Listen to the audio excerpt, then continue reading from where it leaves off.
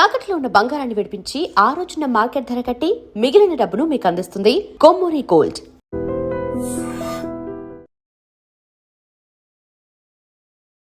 Sir here నాకు ఒక list of questions ఉన్నాయి సార్.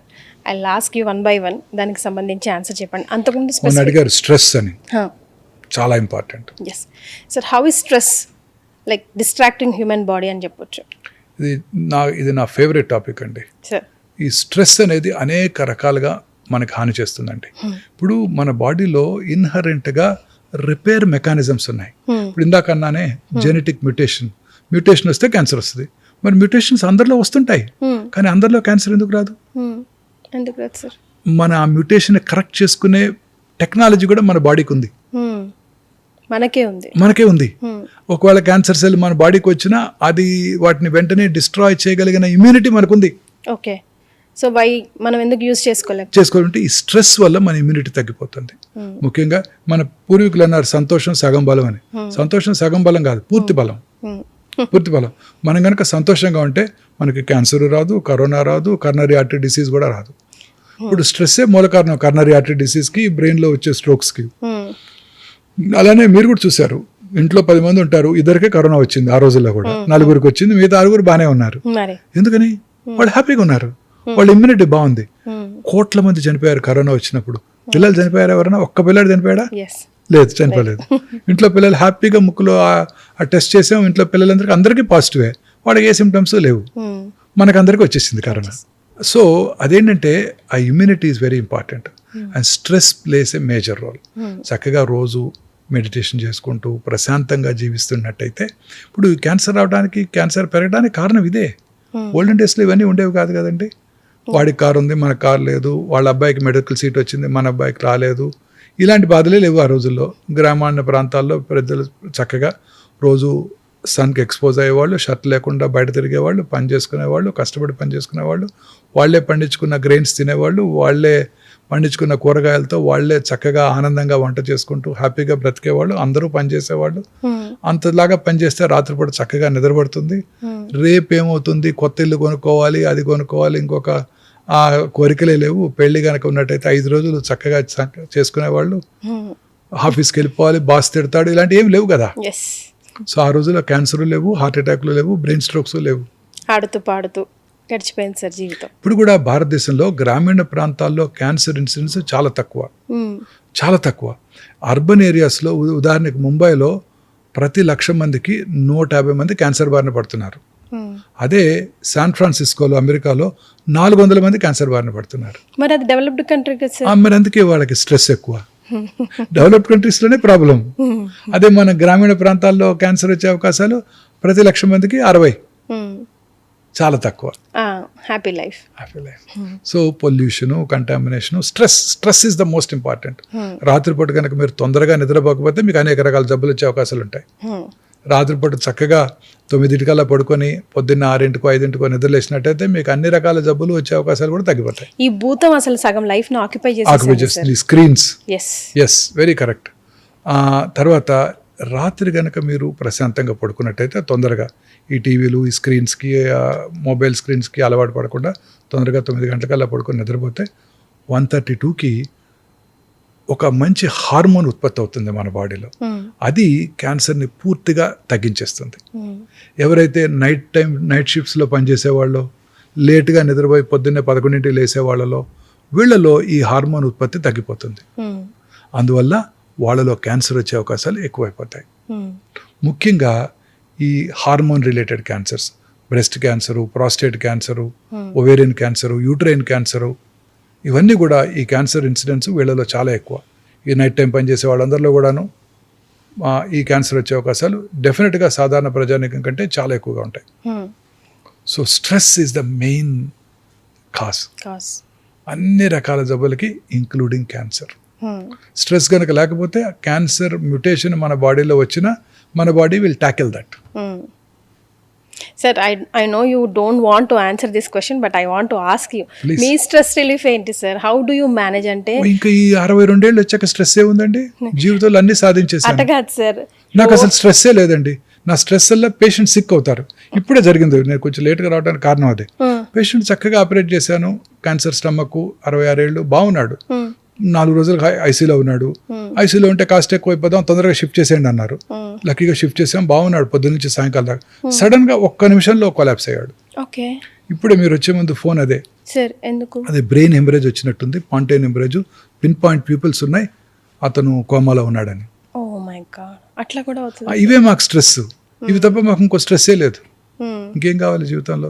62 ఏళ్ళు వచ్చాక హ్యాపీగా ఉంటాను. పొద్దున్నే చక్కగా రౌండ్స్ చేస్తాను, నా ఎక్సర్సైజే రౌండ్స్. మా హాస్పిటల్లో 8 అంతస్తులో పేషెంట్స్ ఉన్నారు. -1 నుంచి స్టార్ట్ చేస్తే పొద్దున్నే 9 అంతస్తులు ఎక్కేస్తాను. అంటే ఒకేసారి కాదు, ఫస్ట్ సెకండ్ ఫ్లోర్కి వెళ్తాను, ఒక 75 స్టెప్స్ ఎక్కేస్తాను. సెకండ్ ఫ్లోర్ నుంచి 4th ఫ్లోర్కి వస్తాను, అక్కడ రౌండ్స్ చేసి మళ్ళీ 6th ఫ్లోర్కి వస్తాను, మళ్ళీ 7th వస్తాను, మళ్ళీ 8th వస్తాను. ఒక more than 250 స్టెప్స్ ఎక్కేస్తాను పొద్దున్నే. మళ్ళీ సాయంకాలం రౌండ్స్కి వచ్చినప్పుడు మళ్ళీ ఒక 200 ఎక్కేస్తాను. సో 450 స్టెప్స్ అంటే మంచి ఎక్సర్సైజ్ నాకు. గ్యాప్ ఎక్కడ దొరుకుతుంది సార్ మీకు రిలాక్సేషన్? రిలాక్సేషన్ పేషెంట్ మనకు కావాల్సింది ఏంటి? పేషెంట్ చూసినప్పుడే రిలాక్సేషన్, పేషెంట్ ఓపీలో వాళ్ళతో స్పెండ్ చేసినప్పుడే రిలాక్సేషన్, సర్జరీ చేయడమే రిలాక్సేషన్. ఎప్పుడు mister Mohan Vamsi you need a break అని బాడీ ఎప్పుడు ఇదే రిలాక్స్. మనం చేసే పనిని మనం ఎంజాయ్ చేస్తే అదే రిలాక్సేషన్. చాలా మంది అడుగుతారు డోంట్ గెట్ బర్న్ట్ అవుట్, నీకేం హాలిడే తీసుకో. ఈ 36 ఏళ్ళలో హాలిడే తీసుకోలేదు, హాలిడే తీసుకోలేదు, ఒక్క రోజు కూడా తీసుకోలేదు, ఒక్క ట్రిప్ వెళ్ళలేదు. పిల్లలు కంప్లైంట్ చేస్తుంటారు. సో బట్ ఒక ట్రిప్ వెళ్ళలేదు, ఇదే మనకి ఎంజాయ్మెంట్. పేషెంట్ చుట్టూ ఎంజాయ్మెంట్. ఇన్ఫాక్ట్ కరోనా టైంలో డిప్రెషన్కి లోన్ అయ్యాను, పేషెంట్స్ లేరు, చాలా బాధపడ్డాను. ఎంటీ వార్డ్ చూసినప్పుడు కళ్ళలో నీళ్లు తిరిగాయి. కానీ అప్పుడు చాలా, అప్పుడు వాళ్ళకి ఇంకా ఎఫెక్ట్ అయింది కదా సార్, అప్పుడు మీ నీడ్ ఇంకా ఎక్కువ ఉండింది కదా, అంటే బయటికి రాకపోయినా నీడ్ కదా, స్ట్రెస్ ఉండింది బాగా. అంటే వాళ్ళు ట్రీట్ చేయాలంటే భయం, నర్సులు ఉండేవాళ్ళు కాదు, పారిపోయారు నర్సులు అంతా. ఒక్కరోజు 104 నర్సులు వెళ్ళిపోయారు. నేనే డయాగ్నోస్ చేసి, నేను మా వైఫే సర్జరీ చేసి, రెసిడెంట్స్ కూడా పారిపోయారు. నేనే మా వైఫే సర్జరీ చేసి ఐసీయూలో మేమే మెడిసిన్స్ కూడా ఇచ్చాం కొన్నాళ్ళ పాటు. సో మీ స్ట్రెస్ రిలీఫ్ మీ వర్క్ ఎప్పుడు? వర్క్ హ్యాపీగా ఎంజాయ్ చేస్తాను. సార్, కమెంట్ బాక్స్లో ఒక క్వశ్చన్ పడిందంట. I just got a message. Prostate cancer గురించి డెప్త్గా మాకు ఎక్స్ప్లెయిన్ చేయండి సార్, ట్రీట్మెంట్ ఎలా ఉంటాయి, ప్రికాషన్స్ ఎలా తీసుకోవాలి on and off. Prostate cancer is the second commonest cancer now after the breast cancer, gastrointestine. మగవాళ్ళలో గ్యాస్ట్రోఇంటెస్టైనల్ ట్రాక్ట్ తర్వాత ప్రాస్టేట్, థర్డ్ లంగ్ అవుతుంది, 4th ఓరల్ క్యావిటీ. మా చిన్నప్పుడు అసలు ప్రాస్టేట్ క్యాన్సర్ చూసేవాళ్ళం కాదు. మేము చదువుకునేటప్పుడు ఇది వెస్ట్రన్ వరల్డ్లో ఉండేది, మనకి ఇండియాలో కనబడదు అనేవాళ్ళు. ఇప్పుడు ప్రాస్టేట్ క్యాన్సర్ ఇన్సిడెన్స్ చాలా పెరిగిపోయింది. సంవత్సరానికి గవర్నమెంట్ వారి ఎస్టిమేట్ ప్రకారం, అంటే Indian council for medical research వారి ఎస్టిమేట్ ప్రకారం 2,05,000 న్యూ క్యాన్సర్ కేసెస్లు 2022లో డయాగ్నోస్ చేయబడ్డాయి. సో ప్రాస్టేట్ క్యాన్సర్ యొక్క ఇన్సిడెన్స్ పెరిగిపోతుంది. ముఖ్యంగా లాంజివిటీ పెరిగిన కొద్దీ క్యాన్సర్ వచ్చే అవకాశాలు పెరిగిపోతాయి. ఈ ప్రాస్టేట్ క్యాన్సర్ వచ్చిన వాళ్ళలో సిమ్టమ్స్ ఎలా ఉంటాయంటే, డే టైం ఎక్కువ సార్లు యూరిన్ పాస్ చేయాల్సి రావటం, నైట్ టైం ఎస్పెషల్లీ ఎక్కువ సార్లు యూరిన్ పాస్ చేయడానికి నిద్ర లేవలసి రావటం, తర్వాత అర్జెన్సీ, రాగానే వాష్రూమ్కి పరిగెత్తాలి, లేకపోతే బట్టల్లో పడిపోతుందన్న భయంగా ఉంటుంది. వాష్రూమ్కి వెళ్ళాక హెసిటెన్సీ అంటే నుంచుంటాం, పాస్ చేయడానికి రెడీ అయ్యి రావటం కొంచెం లేట్ అవుతుంది, వెంటనే రాదు యూరిన్, స్ట్రీము దూరంగా పడదు, కాళ్ళ మీద పడిపోతుంటుంది. అలాగే సెమెన్లో బ్లడ్ రావటం, ఇవన్నీ కూడా ప్రాస్టేట్ క్యాన్సర్ లక్షణాలు. కానీ ఇవే లక్షణాలు 50 సంవత్సరాల పైబడిన పురుషుల్లో కూడా కనబడచ్చు. దాన్ని BPH అంటారు, బినైన్ ప్రాస్టేటిక్ హైపర్ప్లేషియా. మీకు గుర్తుందా, మన వాజ్పేయి గారు అప్పుడు పిఎంగా ఉండగా కూడా సర్జరీ చేయించుకున్నారు. ప్రతి మగవాడికి కూడా ఈ సిమ్టమ్స్ ఉంటాయి ఎంతో కొంత, 50 కాకపోతే 60 తర్వాత, లేకపోతే మగవాడే కాదు అతను, అలా ఉంటాయి సిమ్టమ్స్. సో ఈ సిమ్టమ్స్ క్యాన్సర్ సిమ్టమ్స్ ఒకేలాగా ఉంటాయి. సో అందుకని ప్రాస్టేట్ క్యాన్సర్ డయాగ్నోస్ చేయడానికి ఒక సింపుల్ స్క్రీనింగ్ టెస్ట్ ఉంది, దాన్ని PSA అంటారు, ప్రాస్టేట్ స్పెసిఫిక్ యాంటిజెన్. అలాగే ఫ్రీ PSA వెలాసిటీ అనే రకరకాల PSAతోనే అన్ని. సో ఈ సంవత్సరానికి ఒకసారి 50 సంవత్సరాలు పైబడిన ప్రతి పురుషుడు కూడా ఈ చిన్న బ్లడ్ టెస్ట్ ఒకటి ఇంటి దగ్గరే ఉన్న ల్యాబ్లో కూడా చేసేస్తారు. PSA టెస్ట్ చేయించుకున్నట్టయితే క్యాన్సర్ రావడాన్ని ముందుగా పసిగట్టవచ్చు. అర్లీ స్టేజ్లో కనుక ప్రాస్టేట్ క్యాన్సర్ని గుర్తించినట్టయితే క్యాన్సర్ని పూర్తిగా క్యూర్ చేయడానికి అవకాశం ఉంటుంది. పైగా ప్రాస్టేట్ క్యాన్సర్కి మిగతా క్యాన్సర్ లాగా పెద్ద పెద్ద ట్రీట్మెంట్స్ అవసరం లేదు. అర్లీగా గుర్తించినట్టయితే సింపుల్ రేడియేషన్ థెరపీ ద్వారా కానీ, సర్జరీ ద్వారా కానీ 99% క్యూర్ చేసేయచ్చు. సర్జరీ కూడా ఇప్పుడు అనేక రకాలైన రోబోటిక్ శస్త్రచికిత్సలు అందుబాటులోకి వచ్చాయి. ఇప్పుడు కాకపోతే కొత్తగా వచ్చిన రేడియేషన్ ఫెసిలిటీస్ అసలు పేషెంట్ని ముట్టుకోకుండానే క్యాన్సర్ని ట్రీట్ చేసేస్తున్నాయి. అందులో ముఖ్యమైనది సైబర్ నైఫ్. సైబర్ నైఫ్ అంటే మన తెలుగు జర్నలిస్ట్ చక్కగా డిస్క్రైబ్ చేశాడు ఒక ఆయన, సాక్షి జర్నలిస్టు. కత్తి లాంటి కత్తి, కత్తి కాని కత్తి. సో కత్తి కాదు, బట్ కత్తిలాగా డిస్ట్రాయ్ చేసేస్తుంది సైబర్ నైఫ్.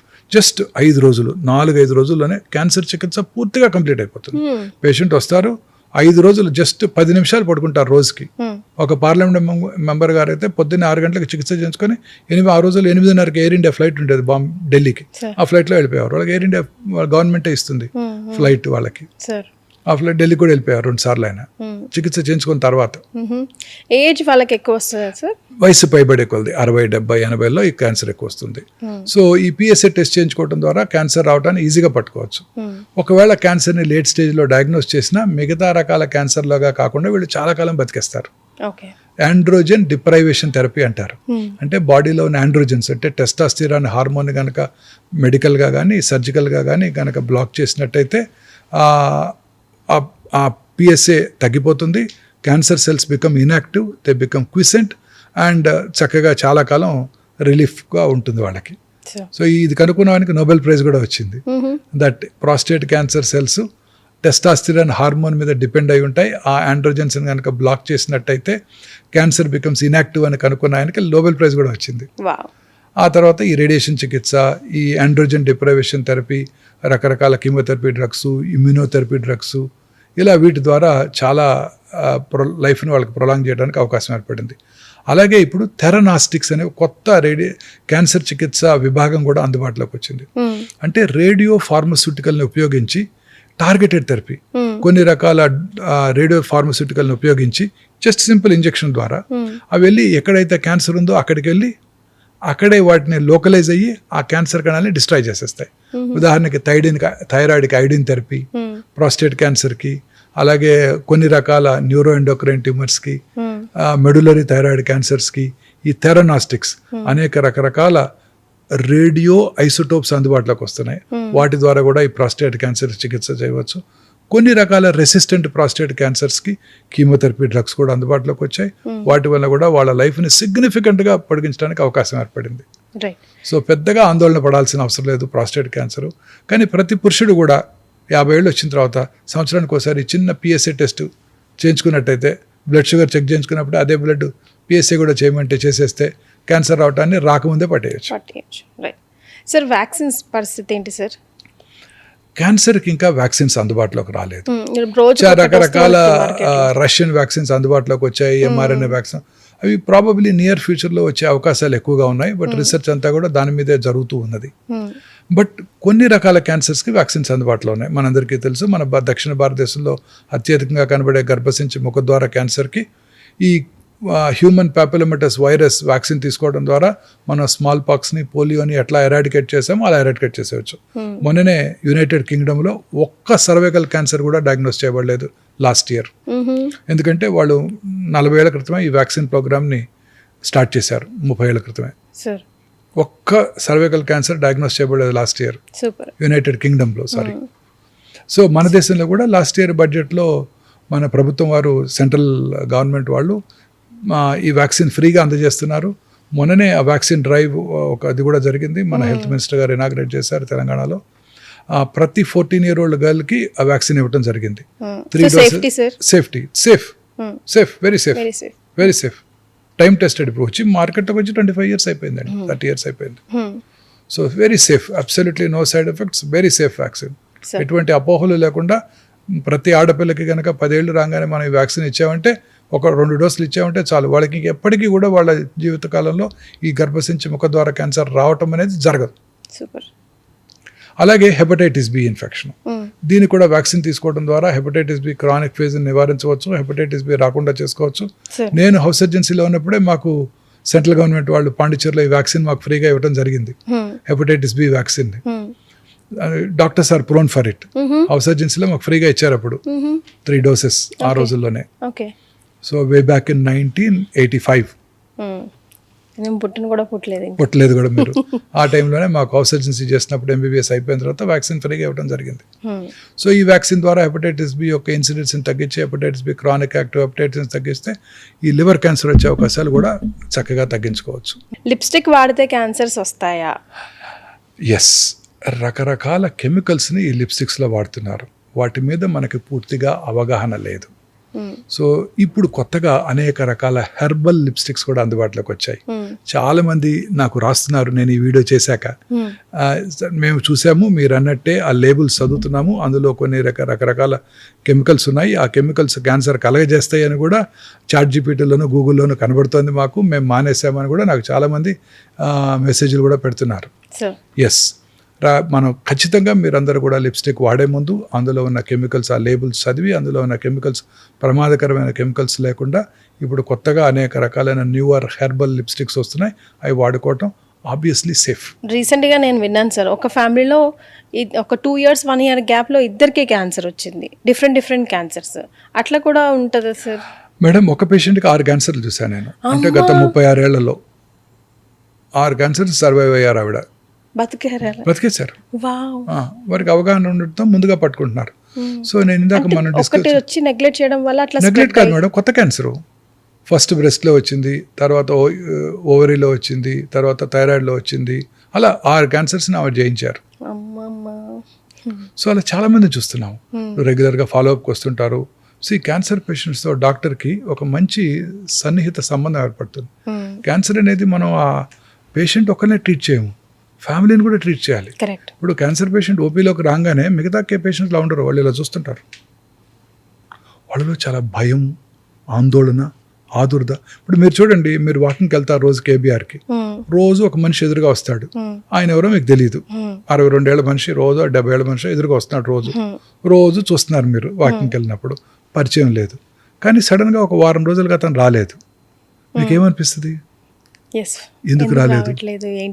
సడన్ గా ఆయన క్యాన్సర్ వచ్చిందని పక్కన ఎవరో చెప్పారనుకోండి, మీది కూడా రోజు డిస్టర్బ్ అయిపోతారు. పొద్దున్నే మీరు, అయ్యో ఇక్కడ నడిచే మనిషి రోజు యాక్టివ్గా నడిచేవారు, 70 ఏళ్ల వయసులో నాకన్నా ఫాస్ట్గా నడిచేవారు, వాటర్ బాటిల్ పట్టుకొని నడిచేవారు, డంబెల్ పట్టుకొని నడిచేవారు, ఆయన అంత హెల్దీ మ్యాను, ఆయన క్యాన్సర్ అవటం ఏంటి? అతను ఎవరో మీకు తెలియకపోయినా, అదే ఫ్యామిలీలో ఎవరికైనా క్యాన్సర్ వస్తే మానసికంగా ఇంకా ఫినాన్షియల్గా కూడా డ్రైన్ అయిపోతారు. ఎందుకంటే క్యాన్సర్ ట్రీట్మెంట్ ఈజ్ ఎక్స్పెన్సివ్. ఈ కొత్త latest PET CT scans, PET-MRs అవన్నీ ఇంపోర్టెడ్ ఎక్విప్మెంట్. దానికి గవర్నమెంట్కి మళ్ళీ మనం 30% కస్టమ్స్ కట్టాలి. వాటికి యాన్యువల్ మెయింటెనెన్స్ కాంట్రాక్టే కోట్ల రూపాయల్లో ఉంటుంది.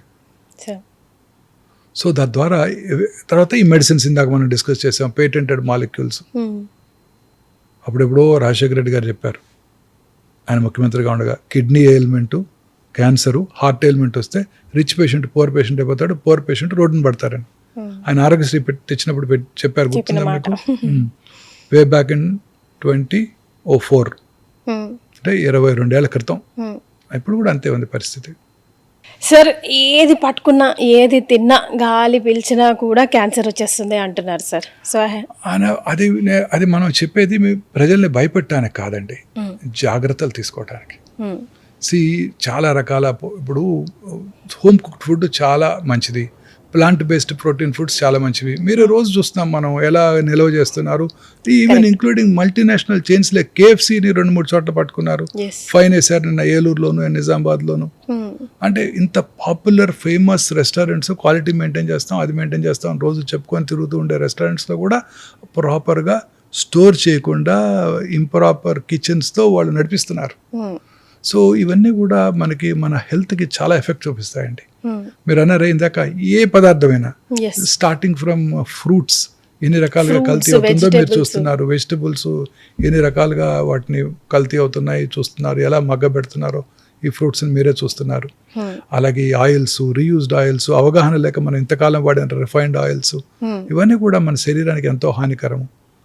సో ఇవన్నీ కూడా ఈ బయట చేసే ఫుడ్స్లో మీకు ఫ్రెష్గా ఆయిల్ కొని వాడు మీకు అమ్ముతారనుకుంటున్నారా?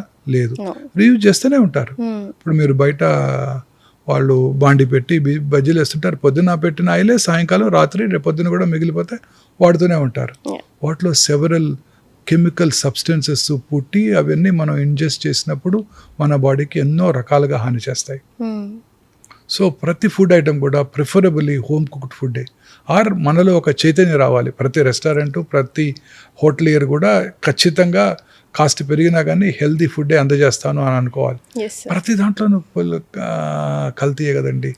ఆఖరికి అల్లం వెల్లుల్లి పేస్ట్ నుంచి పన్నీర్ వరకు ప్రతి పౌడర్లో, ప్రతి పిండిలో, ఉదాహరణకి మనం వాడే మైదా అనేక రకాలుగా మనకి హాని చేస్తుంది. ఆ రిఫైన్డ్ ఫ్లోర్ అంటాం, బొంబాయి రవ్వ, రిఫైన్డ్ ఫ్లోర్, ఇవన్నీ కూడాను మనకి ఎంతో హానికరం. సార్ హియర్ నాకు ఒక లిస్ట్ ఆఫ్ క్వశ్చన్స్ ఉన్నాయి సార్.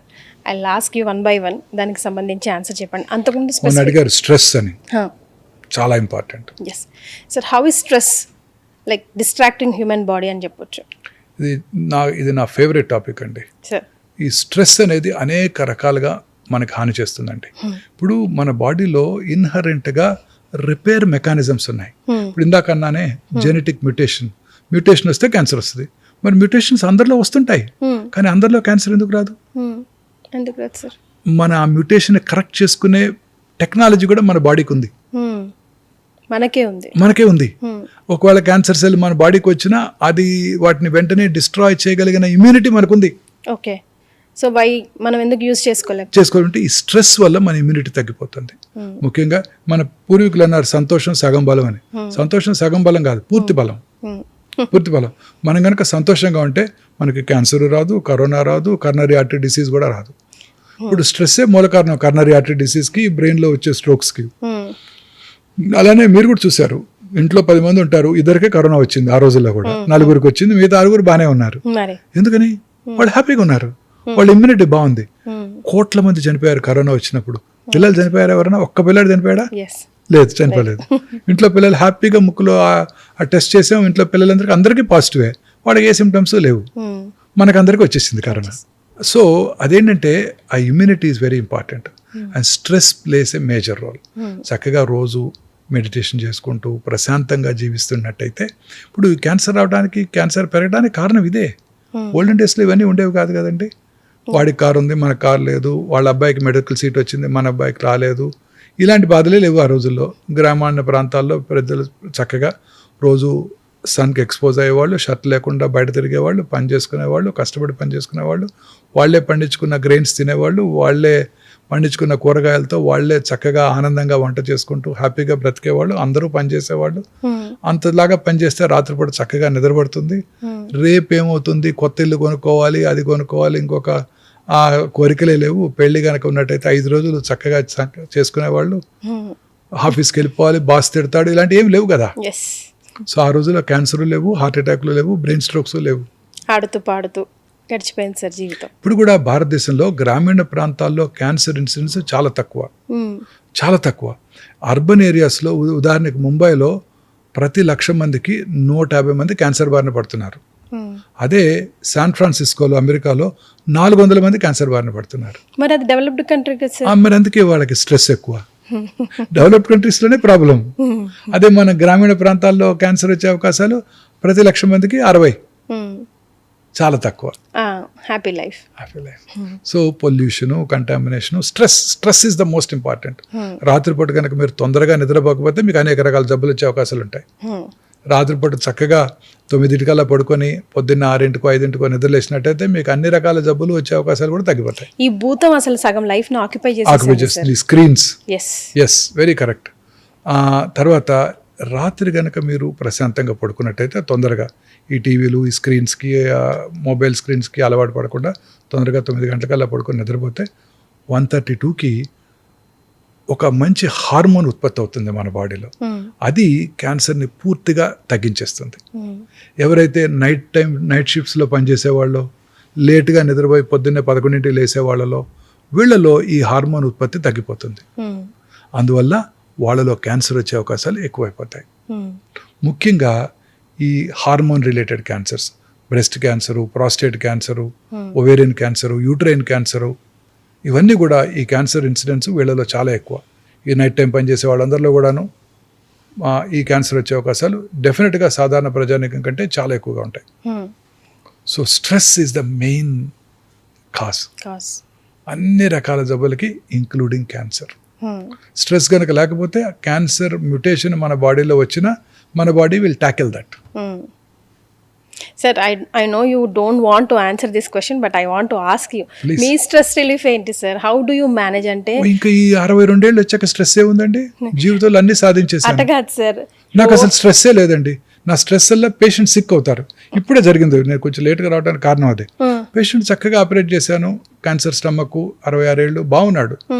4 రోజులు ఐసీలో ఉన్నాడు. ఐసీలో ఉంటే కాస్ట్ ఎక్కువ అయిపోదాం, తొందరగా షిఫ్ట్ చేసేయండి అన్నారు. లక్కీగా షిఫ్ట్ చేసాం, బాగున్నాడు పొద్దున్న నుంచి సాయంకాలం దాకా. సడన్ గా ఒక్క నిమిషంలో కొలాప్స్ అయ్యాడు.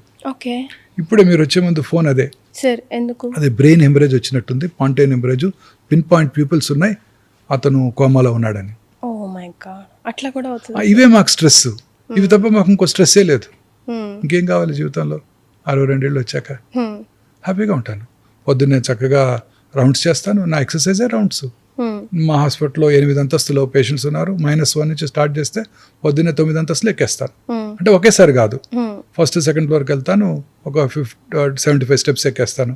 సెకండ్ ఫ్లోర్ నుంచి 4th ఫ్లోర్కి వస్తాను, అక్కడ రౌండ్స్ చేసి మళ్ళీ 6th ఫ్లోర్కి వస్తాను, మళ్ళీ 7th వస్తాను, మళ్ళీ 8th వస్తాను. ఒక మోర్ దాన్ 250 స్టెప్స్ ఎక్కేస్తాను పొద్దున్నే. మళ్ళీ సాయంకాలం రౌండ్స్కి వచ్చినప్పుడు మళ్ళీ ఒక 200 ఎక్కేస్తాను. సో 450 స్టెప్స్ అంటే మంచి ఎక్సర్సైజ్ నాకు.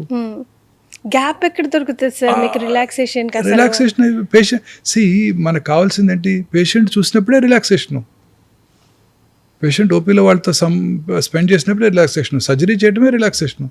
ఎప్పుడు mister Mohan Vamsi you need a break అని బాడీ ఎప్పుడు ఇదే మనం చేసే పనిని మనం ఎంజాయ్ చేస్తే అదే రిలాక్సేషన్. చాలా మంది అడుగుతారు డోంట్ గెట్ బర్న్ట్ అవుట్, నీకేం హాలిడే తీసుకో. ఈ 36 ఏళ్ళలో హాలిడే తీసుకోలేదు, హాలిడే తీసుకోలేదు, ఒక్క రోజు కూడా తీసుకోలేదు, ఒక్క ట్రిప్ వెళ్ళలేదు. పిల్లలు కంప్లైంట్ చేస్తుంటారు. సో బట్ ఒక ట్రిప్ వెళ్ళలేదు, ఇదే మనకి ఎంజాయ్మెంట్. పేషెంట్ చుట్టూ ఎంజాయ్మెంట్. ఇన్ఫాక్ట్ కరోనా టైంలో డిప్రెషన్కి లోన్ అయ్యాను, పేషెంట్స్ లేరు, చాలా బాధపడ్డాను. ఎంటీ వార్డ్ చూసినప్పుడు కళ్ళలో నీళ్లు తిరిగాయి.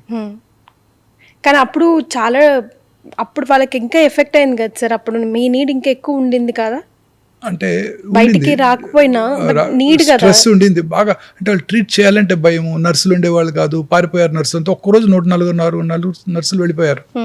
నేనే డయాగ్నోస్ చేసి, నేను మా వైఫే సర్జరీ చేసి, రెసిడెంట్స్ కూడా పారిపోయారు. నేనే మా వైఫే సర్జరీ చేసి ఐసీయూలో మేమే మెడిసిన్స్ కూడా ఇచ్చాం కొన్నాళ్ళ పాటు. సో మీ స్ట్రెస్ రిలీఫ్ మీ వర్క్ ఎప్పుడు? వర్క్ హ్యాపీగా ఎంజాయ్ చేస్తాను. And for more videos, please subscribe to iDream. Please subscribe to iDream. Please subscribe iDream. And please subscribe to iDream. For more videos, subscribe to iDream. please like, share and subscribe to the channel. Congratulations, iDream. Subscribe to iDream. Subscribe to iDream. So subscribe to iDream Media. iDream ki iDream team andarki huge congratulations. Please subscribe iDream Media. Please subscribe to iDream. Subscribe iDream. Please subscribe to iDream. iDream అంటే నా కళల ఛానల్ను subscribe చేసుకున్నారు, నోరు తిరుగుతలేదు, మీరైతే గంట గుర్తు కొట్టండి. For more such videos, please subscribe to iDream. Subscribe to iDream. Please subscribe to iDream. Please subscribe iDream Media. Please do subscribe to iDream. Please subscribe to iDream Media. For best entertainment and information, please subscribe iDream. And don't forget to subscribe to iDream.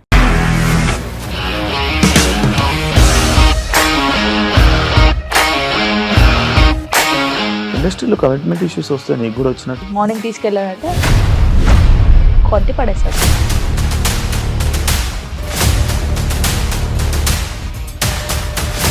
ఒక్కళ్ళు కూడా చూడలేదు ఈ cinema అని చెప్పడానికి కూడా చాలా ధైర్యం కావాలి. అది నిజం కదా, దాంట్లో ధైర్యం ఏంటి? ఇది నెక్స్ట్ డే ప్లేట్ మార్చేస్తే తప్పు కదా. As of now, we are comfortable this అని నేను అనుకుంటున్నాను. రష్మిక గారిది మీది ఒకే ఊరంట కదా. నీకు కోపం వచ్చిందంటే బాగా తిట్టేత్తరా? తిట్టేద్దామండి. నిజంగా గేమ్ ని ఎలా చేంజ్ చేయగలిగారు? ఏపీఎస్ఎఫ్సి వాళ్ళకి 6 నెలల్లో నేను 6 లక్షలు కట్టా. బిజినెస్ చేయాలనుకుంటే it is as difficult as riding a tiger.